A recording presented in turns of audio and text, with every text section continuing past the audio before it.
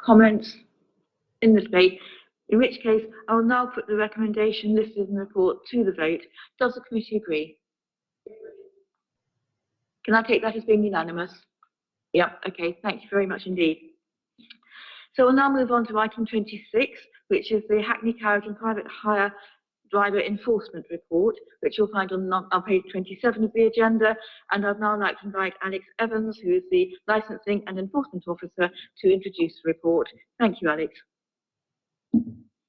Thank you, Chair. Good afternoon, councillors. Yes, I'd like to introduce the Hackney Carriage and Private Hire Drivers Enforcement Monitoring Report. If I could highlight item 3.6 on the report, which is a multi-agency operation organised by Brighton Hove enforcement officers.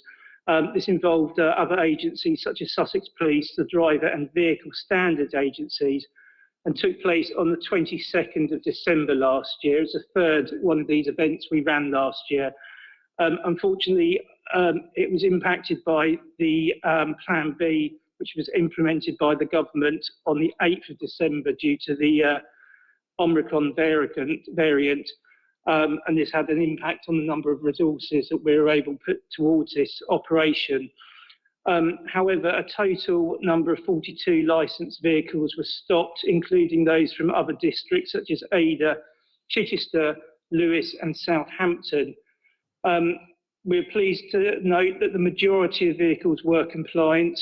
There were 2 vehicles from Southampton that were served immediate prohibitions by the DVSA, and 1 vehicle from Brighton Hove that received a delayed prohibition. We're going to be looking to run further operations this coming year. Also, if I could highlight 3.7 in the report, this is in relation to the complaints received about a small number of licensed drivers that are sitting at the front of Brighton train station, the south side, on contravention of zigzags, double yellow lines, loading bays and the bus stops, where the intention is for them to ply for hire in these locations. A further joint letter from Councillor Davis and Jim Whiteleg was sent to the trade on the 4th of January this year. And I'm pleased to say that this advice has been taken on board by drivers and the amount of complaints has reduced. In fact, I checked this morning and we only received 1 complaint in the last week. So we will continue to monitor and take enforcement action where necessary. Thank you, Chair. Thank you very much, Alex. Does anyone have any questions they'd like to ask him? Before we go on to note, do any members wish to make any comment? Councillor Shanks. Yes, I'm very pleased to see the thing about the station, because I usually don't complain anywhere, but I usually say to them, excuse me, are you a bus? Because I think, and so it's good to know that there's legal basis to my reminding them. So yeah, I think that there has been, I mean, it's obviously not that much, but it has been. I think the taxi rank generally is working quite well at the back of the station, isn't it? I suppose that was my question. Are we still getting people complaining about the taxi rank at the back, which we had a lot of complaints initially? Okay, thank you, Councillor Shanks. Councillor Quinn and Councillor Appich, thank you. Yeah, I wanted to ask a question about, I mean, I'm delighted to hear that it's a better situation at the station, because sometimes, you know, it used to stop the buses because there'd be a taxi there and stopping all the traffic and parked in the most extraordinary places. So I think that's great. One of the things I wanted to ask about was a lot of taxis will stop in places and they have an idle engine for a long time, and I just wondered what happens about that. Sometimes we have people that actually, you can see a taxi driver stop in our road, which is, you know, obviously not to pick up a fare-paying passenger, and they'll sit in their car and be on their mobile phones and everything, and the engine's idling all that time. And I just wondered what our policy was towards this, because, you know, quite a lot of taxi drivers do it. And I don't think it, you know, I certainly don't think it contributes to clean air. And I wondered if that was included in enforcement measures, or if anything was said when I know that they would say, oh, I'm just stopping, but some of them are not stopping to pick somebody up. They're having a little rest and they run their engine at the same time. Yeah, Councillor, yes. There's been numerous complaints over the years about sort of vehicles as you've described. It's not been a sort of regular complaints, but there has been the odd complaints. It's a difficult one. Most modern engines now cut out when they stop, but you know, in weather conditions, particularly when it's particularly cold or particularly hot, then the driver wants to, you know, remain cool or warm up in the vehicle, so that they switch the engine on to do that. But yeah, it's definitely something we would monitor, and obviously if it becomes a problem, we would look into it. And when we're out in enforcement, if we see people with their engines running and it appears that they shouldn't be running, then we'd obviously speak to them and educate them in the first instance. But we don't have any particular sort of enforcement policy in place at the moment. I just want to add something to that. Yes, I understand all about the weather things and so I'm not talking about when it's very cold. I was just going to say there's quite a lot of, not about taxis, quite a lot of council vehicles that actually do that as well. And so I'm hoping that will get looked at.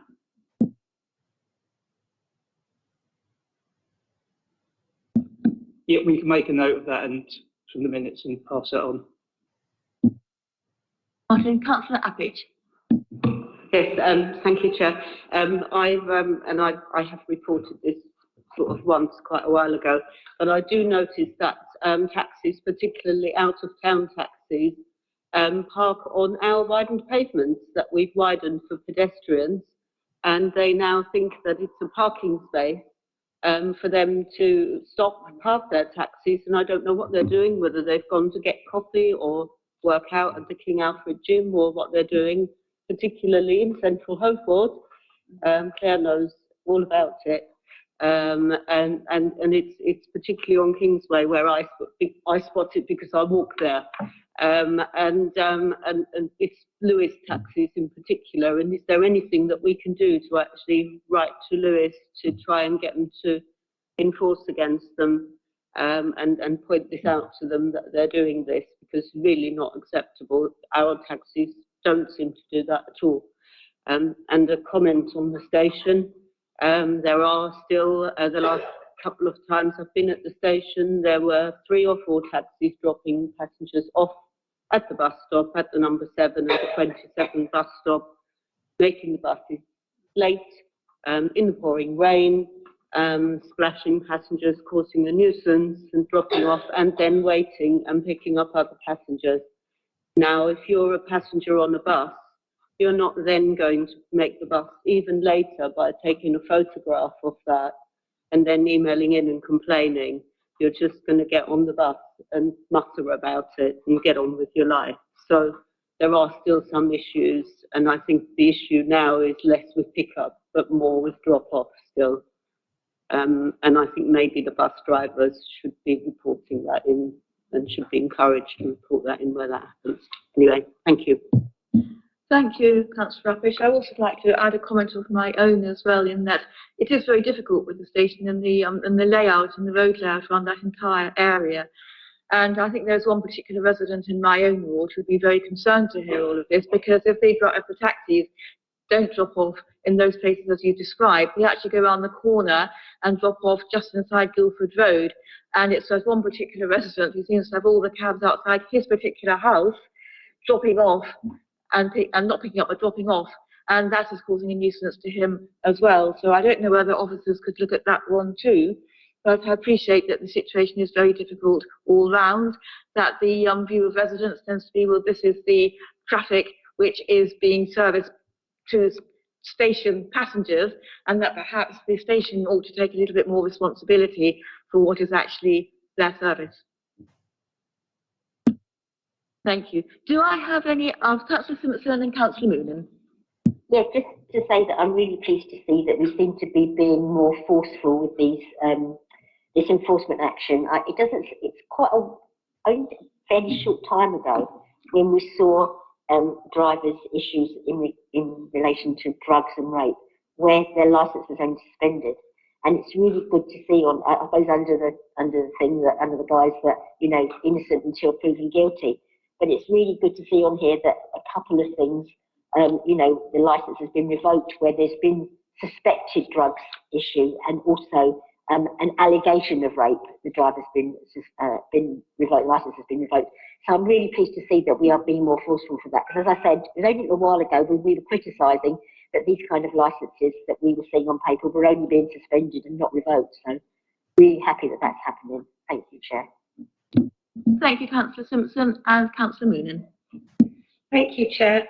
I also wanted to ask a question around revoked licence, and just to confirm what our policy is, because some of these, the reasons for revoking the licence are very serious. And am I correct in assuming that these people would, even if they're convicted, serve their sentence, would they be reinstated with a licence if they applied? What is our policy, and what criteria would we consider giving someone a licence back if it had been revoked, and what circumstances would we never give them a licence back?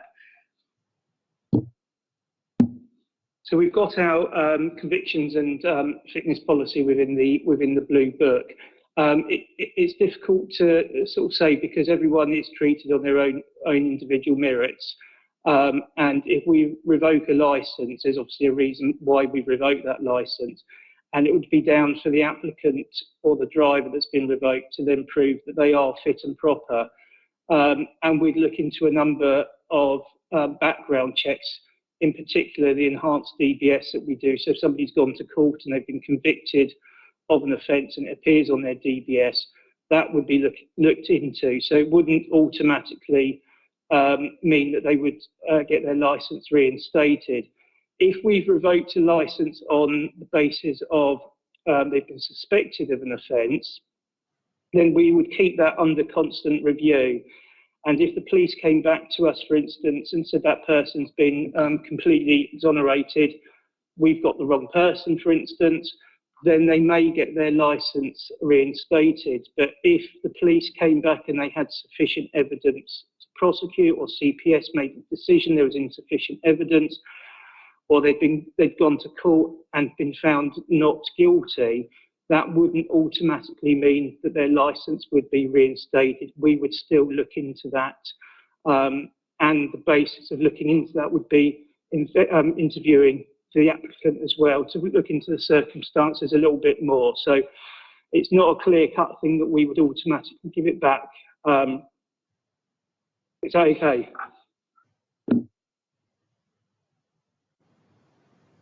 Thank you, Councillor Quinn. Yeah, sorry, just one last question, but I'm really glad to hear all of that. Great. I wanted to, it's something that the taxi trade, I think, wrote to all of us about. And they've looked at the enforcement things, and I think they felt that there were more Brighton and Hove taxis that were actually stopped during the enforcement process than there were the Lewis and out-of-town taxis. And I think all of us around here, probably we know how many, there are a lot of Lewis licensed taxis in the city, and there's Chichester and there's Portsmouth and so on. And so I think the trade feel that their taxis are often more identifiable than the others. And so I would like to ask on behalf of the taxi trade, if perhaps, you know, you could try and aim for, you know, more of a spread and get some of those out of town people or out of town taxis in the enforcement as well, to make it a bit fairer. Yeah, absolutely. That's something we're aware of when we do the operation. So we rely on the police doing the initial stops, and we've identified to them that we're looking at licensed vehicles across the spectrum. As you say, Brighton Hove Hackneys are quite identifiable by the colours, but we obviously identify with the police the types of plates that are on other vehicles. And certainly when we've done these operations, there have been a number of out-of-town licensed vehicles stopped as well.